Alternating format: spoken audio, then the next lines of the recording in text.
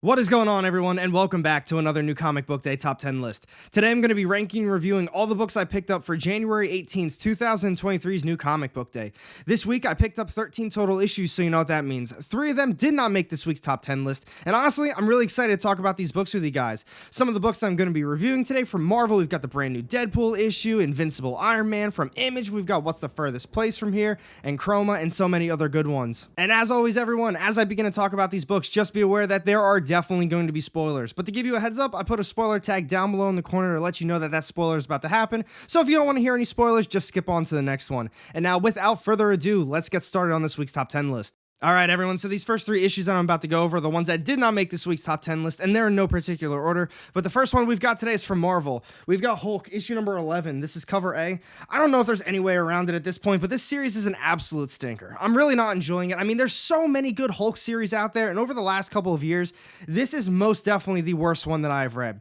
Now, this is the first issue with Ryan Ottley taking over with not just the artwork, but he's also writing it as well. I don't know what's going on with Donny Cates. I know he's taking a hiatus from writing. I know he's not on Thor anymore. He's not on the Hulk series, so I hope everything is okay with him, but I was definitely willing to give this one a shot because Otley's on it. So this issue picks up right where the last one left off, with Hulk and everyone playing a friendly round of Godball. Godball is a game that they play on Hulk Planet that entails them throwing a planet's core at the ring of rocks outside in the atmosphere. There are defenders in the game, but whoever hits the most rocks in a turn wins. Now, the other part of the issue, if you can recall, back in issue number 2, there was a group of protectors called the Arterial Dimensional Between Space that were killed by the Hulk, and now they're here for revenge. Don't worry, I didn't remember them either. Like most of the other Hulk issues, it relied heavily on action and with not much going on in the story. I mean, at this point, we're 11 issues deep in the series. There's really not much that Ryan Ottley could have done to save this storyline. Donny Cates has pretty much already solidified where the story was going to be going, but he did what he could, and I mean, for his first issue, I thought it was alright. I still stand firm that the best part about this series is his artwork, so I am going to be continuing on with it just to see where he takes the story. The next one I'm going to be talking about today is also from Marvel.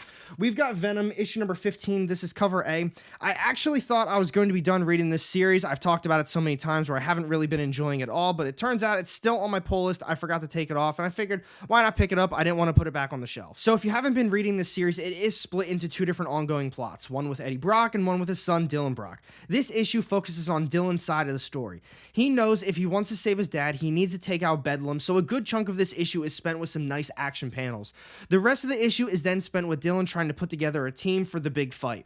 In my opinion, not too much going on as far as plot progression goes. So I do know that this issue is a dark web tie-in, and just to be clear, I'm not reading anything with that dark web event. So if you are reading the event, let me know what you think about it down below. But there were a couple parts that I did feel a little bit lost when I was reading this issue, especially when Miss Marvel showed up. I was like, of all characters, why is she going to be in this series? And then it was like a light bulb, it clicked, and I was reminded that she does have like a 2-issue mini tie-in series to the dark web stuff.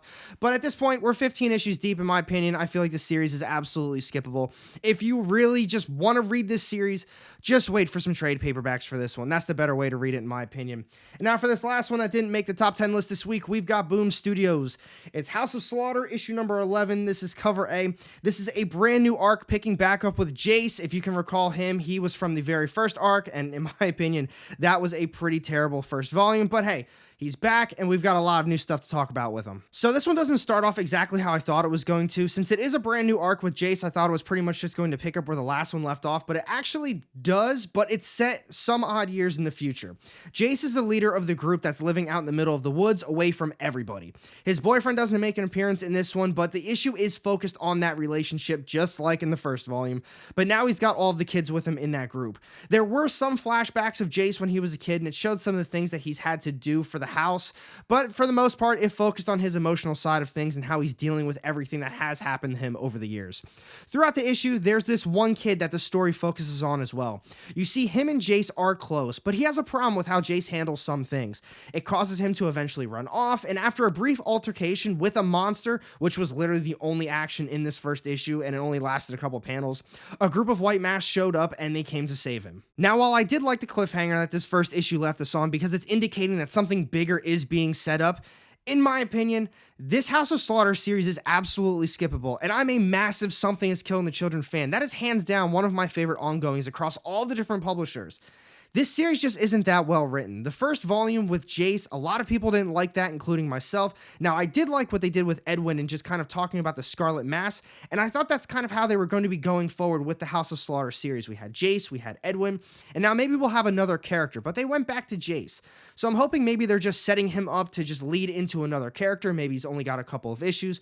We'll see where it goes. That's just my opinions. I want to hear yours down below, and now let's jump into the real top 10 list. All right, here we go, everyone. Kicking this top 10 list off first, we've got coming in at number 10. This is Boom Studios. We've got Eve, Children of the Moon, issue number 4. This is cover A.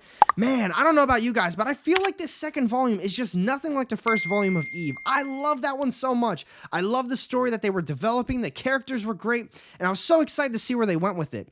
For this second volume, I was really pumped for it too, but I feel like it's just nothing like that first one. They've got so many different characters and so many different plot points going on, and none of it's being truly developed. Now, with all that being said, there are nice moments in this series, including the artwork. It's still fantastic, but overall, I just feel like it's falling short. The next stage of human evolution is here, but that still kind of throws me off because they saved the world in the last volume, and now this one, they've been trying to reach the other groups to let them know of their success. They explained in the beginning of the issue why they had to evolve due to the water pH levels becoming deadly to the point where nothing could survive. There were no safe places left on Earth. After we kind of get that intro out of the way, then it jumps back to where the last issue left off, and Wexler does what he can to stop the two, but that ultimately backfires in his face when one of Eve's sisters gets burned. Not too much happens in the rest of the issue. It's spent with one Eve talking about how they're going to move forward to stop Wexler and save Eve. We did get left on a cliffhanger, but with all of these open plots and one issue left, I'm not so sure how I feel about it. So in my opinion, this issue felt very rushed. There's a lot of really good ideas going on, but none of them are really being followed through with. For this issue, I mean, alone, we have the next stage of evolution happening. Something happened to both Eve's sisters. One of them got stabbed, the other one got burned. Wexler now needs to be destroyed. That's the only way that the one Eve sister is going to be getting help. So yeah, there's a lot of stuff going on, but at the same time, they're really not accomplishing anything. And there's only one issue left, so in my opinion, unless if they turn it into another volume, which at this time I don't think there's another volume announced, I don't think they're going to give it a proper ending. They're going to leave a lot of stuff open-ended, or they're just going to rush it all completely. So I don't know. Like I said, I really loved the first volume of Eve, but this one, it's just not doing it for me. So those reasons we've got coming in at number 10 this week, we've got Boom Studios, Eve, Children of the Moon, issue number 4. Next up at number 9, we've got Marvel's Namor the Submariner, Conquered Shores, issue number 4. This is cover A. When I originally picked this series up, I grabbed it on a whim, mainly to just fill out a top 10 list. I didn't really have high expectations for it, and even after the first couple of issues, I wasn't completely sold on it. It was definitely on a slower side. It was an interesting plot, so I decided to keep on going with it. I think it was issue 3 and now issue number 4. I think it's really good. They've really developed the plot. It's still a little bit boring. There's not a lot of action in it, but man, I feel pretty invested in the story. So Namor, Luke Cage, and Frankenstein are still trying to figure out what Hammond is up to. He keeps reiterating that him and the machines are peaceful and want nothing to do with human affairs. To convince them, Hammond takes the group to his settlement, but even as he's showing them around, the conversation to Hammond is still, well, you should be helping us try to survive. You need to save everybody else. This issue was very dialogue and story heavy, just like a lot of the other issues, but towards the end, Machine Man went rogue and started the machine versus human war, and I really thought that was an interesting way to bring the 5th and final issue, but at the same time, they started this major plot point with one issue left, which reminds me, another plot point that I have an issue with. Frankenstein, at first in the 3rd issue, he refused to leave Doom's castle. He had to protect all those people at all costs. And now in this 4th issue, he said, all right, let's go to the settlement and go from there. I don't know. Just my opinion on that. So despite my gripes on some of the plot holes I just got done talking about, this honestly was my favorite issue of the series so far. I think the writer did a really good job just showing everybody's perspective on the situation. The humans are dying and the machines just do not want to help at all. And I mean, they have their reasons not to want to help. They want to live alone.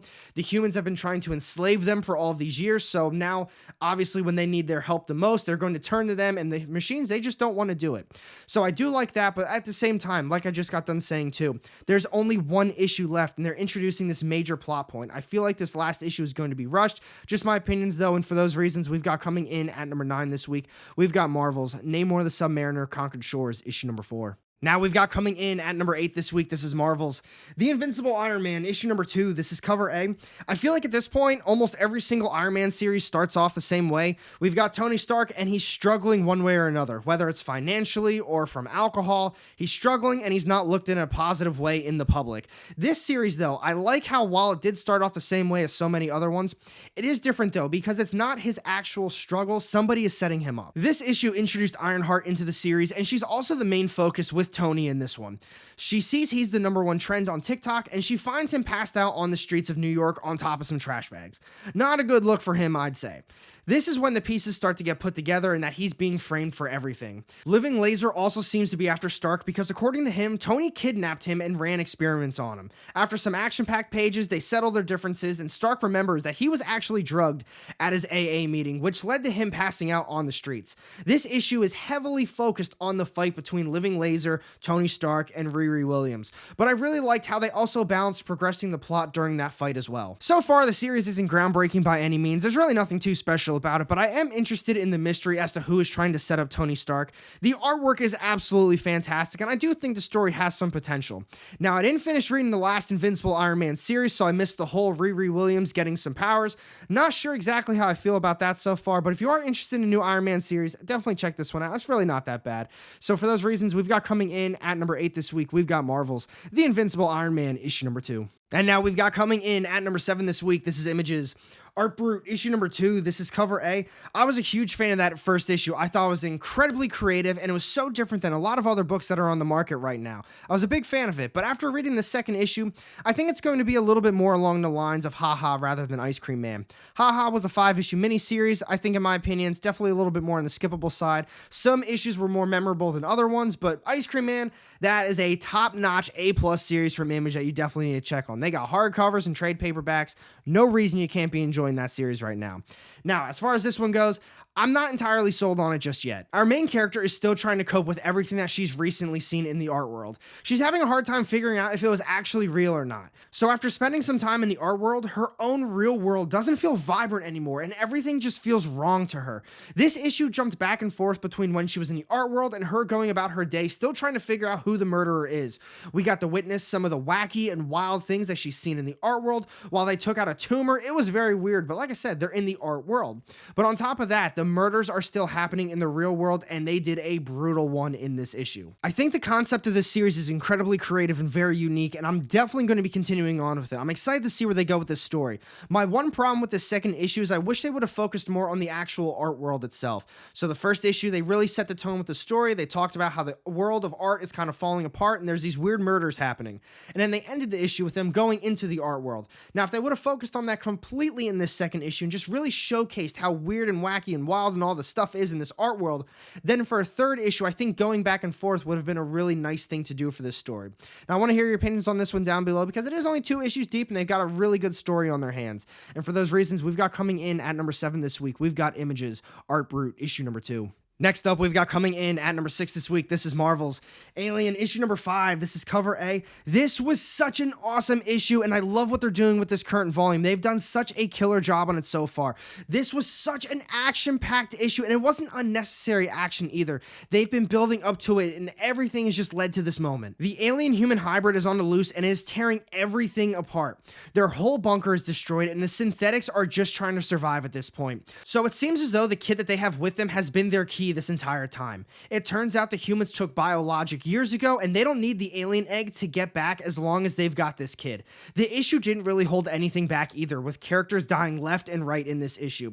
It was action-packed with just enough story to set up the 6th and final issue of the volume. I'm gonna be honest with you guys, at first I wasn't sold on this volume at all. After the first couple of issues, I was talking about in these top 10 lists that this is probably going to be my least favorite volume of the series so far. But man, after those first couple of issues, and they just really set the tone for everything, they have just not stopped, and this has been a phenomenal read. The artwork, the storytelling, it's very action-packed, and it just feels so high stakes at all times. Because like I said, there are characters dying left and right, and even main characters are dying. You don't know who's going to be surviving in this last issue, and especially them bringing in that human-alien hybrid. I am so excited.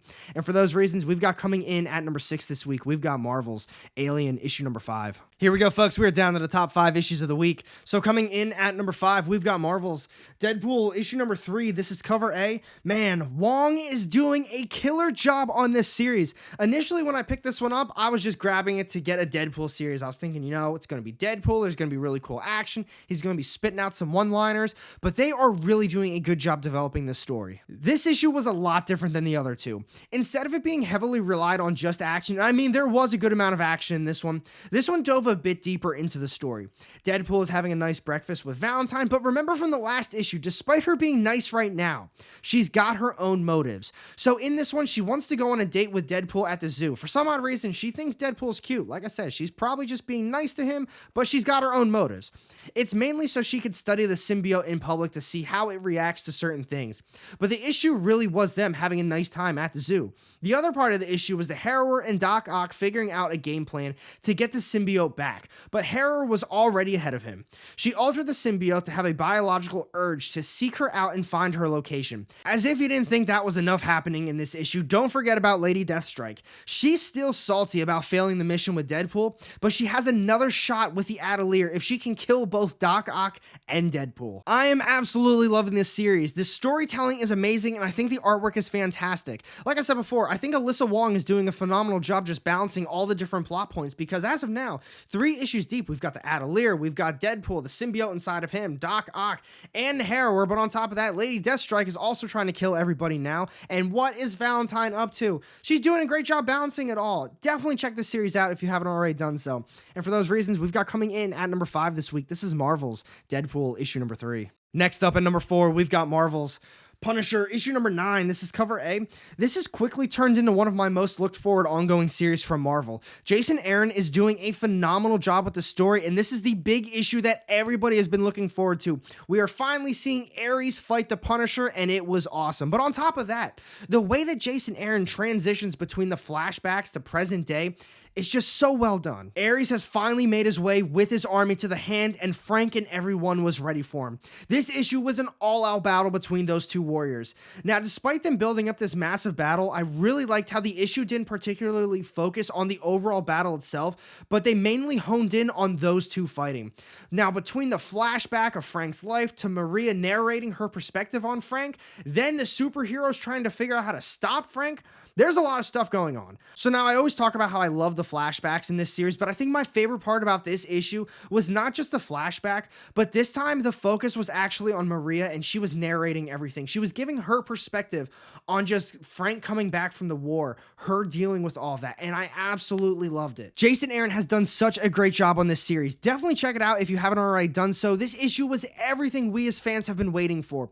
We finally got the big showdown between the two Goliaths. It's what they've been building up to this entire time, but on top of that, he did a really good job setting up the next arc as well. And for those reasons, we've got coming in at number 4 this week, we've got Marvel's Punisher issue number 9. Next up this week, we've got coming in at number 3, this is Image's Chroma issue number 3. This is cover A. I absolutely love this series. I've been hyping it up since the first issue. They have done such a phenomenal job on this one so far. The artwork is stellar, the storytelling is top notch, and there's still a mystery to the plot, so there's still a lot about this world and characters that we just don't know yet. When you pick this issue up, you can tell that the creative team has put a lot of work and just hard effort into it. I always felt as though I got my money's worth. They're oversized issues. They've got a nice cardstock cover to it. Now, however, with all that being said, I am putting this one in at number 3, but this is the first issue where I don't feel as though I can justify the $7.99 price tag on it. So Chroma is still trapped by that man, and she's just trying to survive at this point. But this issue, we learn about all of his motives behind what he's doing and why he's doing it. It turns out that he was kicked from Pale City years ago because he voiced his opinion about Chroma's story, and the Makavi didn't like it at all. He first was removed from his position in Pale City, and then he was later exiled. He believes that if he can take Chroma's eyes, this is going to be his way back into the city. Another aspect to this story is Chroma's internal struggle. She doesn't want to hurt anyone, but she needs to make it out alive. If she kills him, she's falling into what people already believe about her, but if she does nothing, then she's going to die. This issue turned into so much more than just Chroma surviving. She does eventually make it out, and we see some more of the color world and the monsters. So now, despite me mentioning that I can't really justify the $7.99 price tag on this issue, that's not to take away how incredible this issue was. was. It just fell short compared to the other two in my opinion, but they're still doing such an incredible job with this one. Like I said, the artwork is phenomenal. The storytelling is only getting better and better, and I'm so interested to see what ends up happening with Chroma. I want to hear your opinions on this one down below, and for those reasons, we've got coming in at number 3 this week, we've got Images Chroma issue number 3. Down to the final 2 issues. So coming in at number 2 this week, we've got Images. What's the furthest place from here? Issue number 10. This is cover B. This is the issue that we have all been waiting for. This is kind of one of those standalone stories, but after you finish reading it, they are going to be continuing on with this one. We finally get Sid's story. If you don't remember who Sid is, that was the pregnant girl from the very beginning that went missing, that ended up sparking everything that happened in this series, but now we're finally getting her story. So like I just got done saying, this isn't a self-contained issue like I believe the last one was. This one will be continuing at some point with another story following Sid. This issue begins with her conversation the night that she ended up disappearing, but we got to see what she was actually talking about. So it turns out that she has a map that allegedly shows the city. Yes, the city is apparently real, and this map has the directions to it. Her and Proofrock get into an argument, and that's what ended up causing her to leave. The entire issue was her bouncing around from one place to another before she spent some time with the Scrappers family, and together they went to the market where they held a big auction with some valuables being sold off. This issue, like many of the others, did a lot of jumping around and started a new chapter pretty much every couple of pages. To me, this series is so awesome, and honestly, I think it's come a really long way. They've done such an incredible job just creating such a well-told story, the world that everybody is in, all the different families. They've made these families so memorable, and they've solidified their places in the community. Which ones you can't mess with, which ones are just a little bit more popular than the other ones, the ones that you need to steer clear from. Such an awesome story. It's 10 issues deep. I know it's a little bit deeper in the series, but I really do highly recommend checking this one out. And I love that they're now kind of including these standalone stories. This one isn't really standalone. They're going to be continuing on with Sid, but the last one they did that was dealing with that other character, that was a nice standalone story, and I hope to do more stuff with that. And for those reasons, we've got coming in at number 2 this week. This is Images. What's the furthest place from here? Issue number 10. All right, here we go, everyone. This is it, my number 1 read of the week. I had to read it digitally, but we've got coming in at number 1. This is DC's, yes, you heard it right, another DC book taking the number 1 spot 2 weeks in a row now. We've got Batman, One Bad Day. This is the Bane issue number 1. Wow, this was an incredible issue. Now, this isn't the first One Bad Day issue that I have read. I think the other one that I read was the Riddler. I may have read Mr. Freeze. I don't recall off the top of my head, but this one was definitely the best one that I've read so far. This issue is set years in the future, and Bane is older and a professional wrestler living out in Mexico.